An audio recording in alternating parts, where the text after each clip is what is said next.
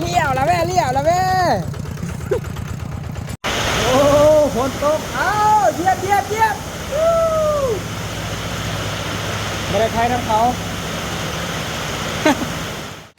ก่อนเป็นคลิปก็กดไลค์กดติดตามเพื่อเป็นกำลังใจคลิปต่อไปเลยเด้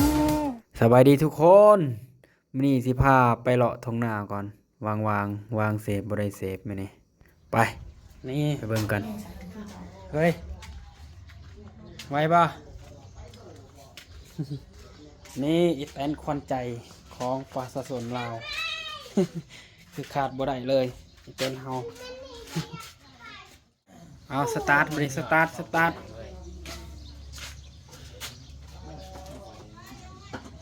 มันออกบักลายๆของแท้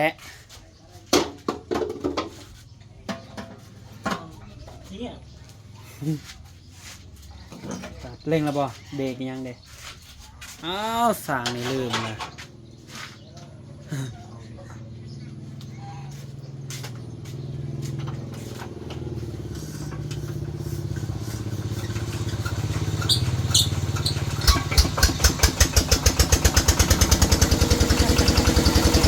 ลุย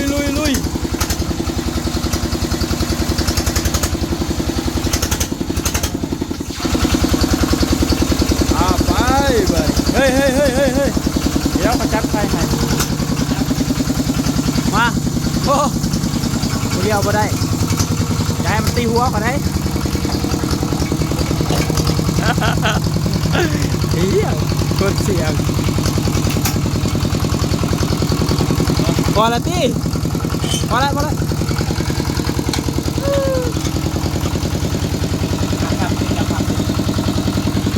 นี้ขับรถต่อมาบัดนี้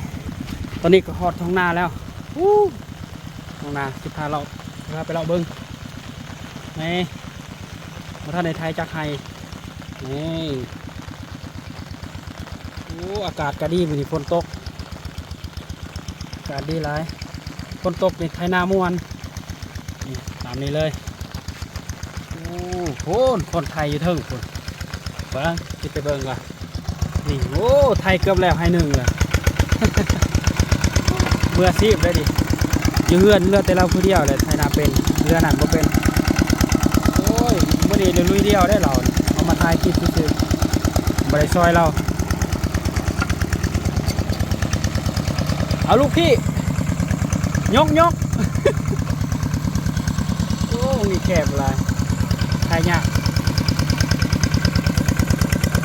โอ้คัก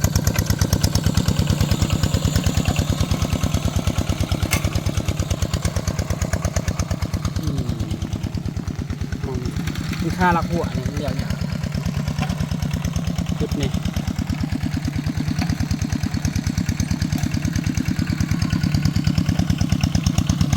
ดู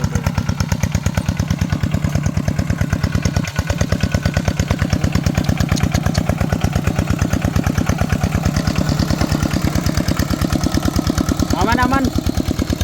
อยากลายบนนี้สำได้สำนึงก็ได้อยากลายแคบลายรถเลี้ยวบ่ได้ถ้าเลี้ยวหน่อยนึงก็จะจำละหัวเลยโอ้เสียวเกินเอายังหอบเดียวพอเลยยากลายแคบลายนี่ข้าละหัว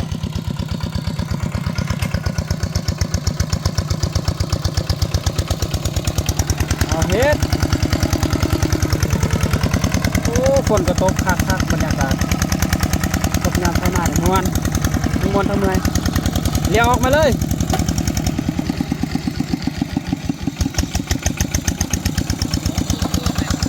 โอ้ฝนตกเยียบ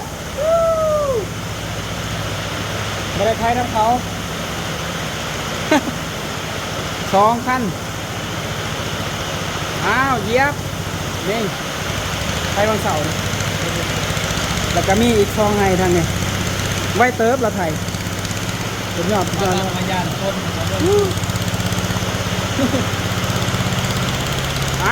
เหยียบ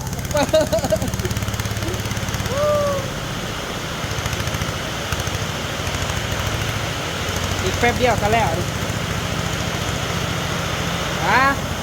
นี่จะเฮ็ดคักหลายสวัสดีมาดวงสุดท้ายโอ้แล้วเบิดเลยบ่น่าเชื่อว่ามือเดียวสิแล้วป้าที่โตขนาดเลย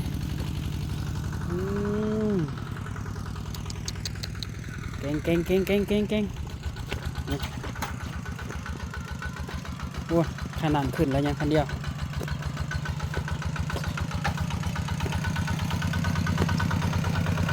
ใจเย็นเด้อ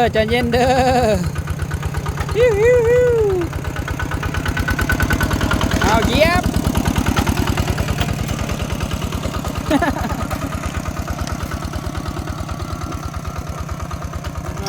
ส่วนสุดท้ายคนตกบริทายสั่งตอนนั้น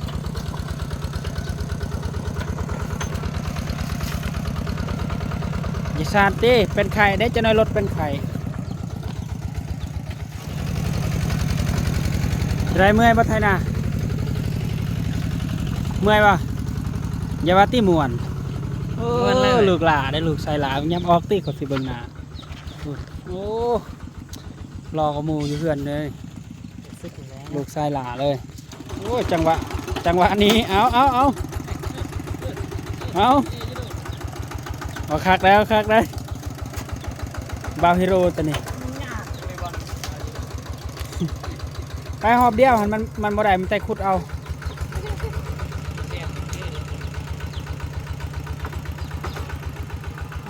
หอบสุดท้ายผัด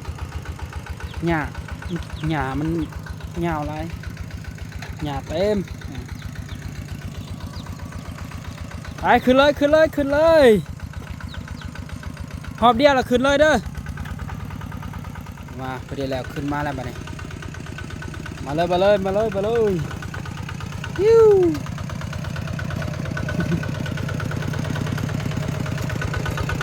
เฮ้ยเย็นๆเว้ยมาคักได้ โอ้หลอดเลี้ยวละแม่เลี้ยวเนี่ย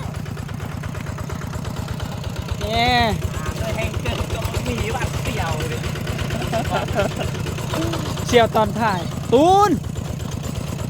มาคันนี้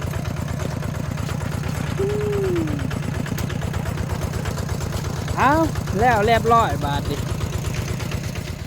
เริ่มไทยประมาณจักโมง9 โมงเนี่ยนะเริ่มไทยเนาะพอดี3 โมงแล้วโอ้ไวสมควรโอ้คักเลยมือเดียวนี่รถ2 คันมือโปรเกิบเขาอยู่ไซส์แล้วมั้ย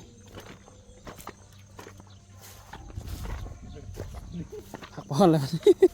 นี่ทิมฮอตเกิบอยู่นี่โอ้จนบ่จือเลยขอโทษเกิบ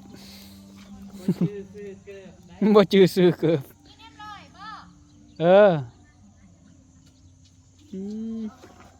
นี่โอ้หอดลุ่มเปิดสิแล้ว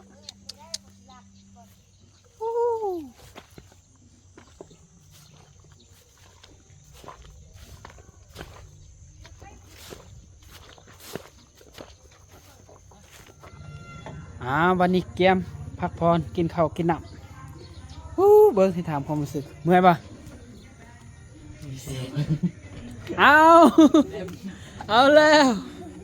โอ้มาต่อเลยจิบเพิ่นว่าโอ้จิบจนสิตายหอมสุดท้าย